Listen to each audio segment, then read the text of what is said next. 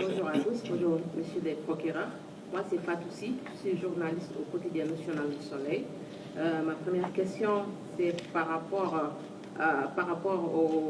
aux cautions. Donc certains citoyens se demandent pourquoi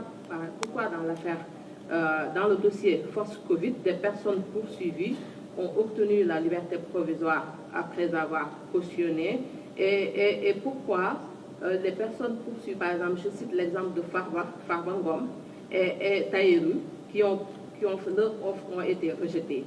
Donc la seconde question. C'est une question par journaliste, je suis désolée. Merci. Merci, monsieur le procureur général. Je suis interpellé par deux questions. La première est relative au cautionnement. Pourquoi certains en ont bénéficié?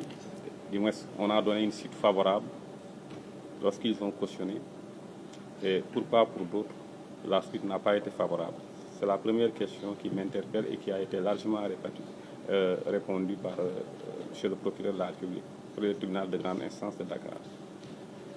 Je dois simplement ajouter que le cautionnement, comme une des conditions de la mise en liberté provisoire d'un placement sous contrôle judiciaire, obéit à des règles, obéit à un certain nombre de conditions. Toutes les fois que le ministère public a estimé que les conditions ont été remplies relativement au cautionnement afin de bénéficier d'une liberté provisoire ou d'un placement sous contrôle judiciaire, une suite favorable a été donnée. Mais toutes les fois que nous avons estimé que les conditions ne sont pas réunies, nous nous sommes opposés.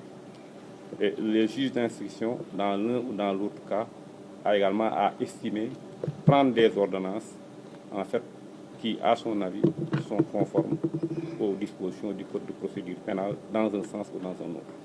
Donc, ce sont les quelques éclaircissements que je voudrais apporter par rapport au cautionnement.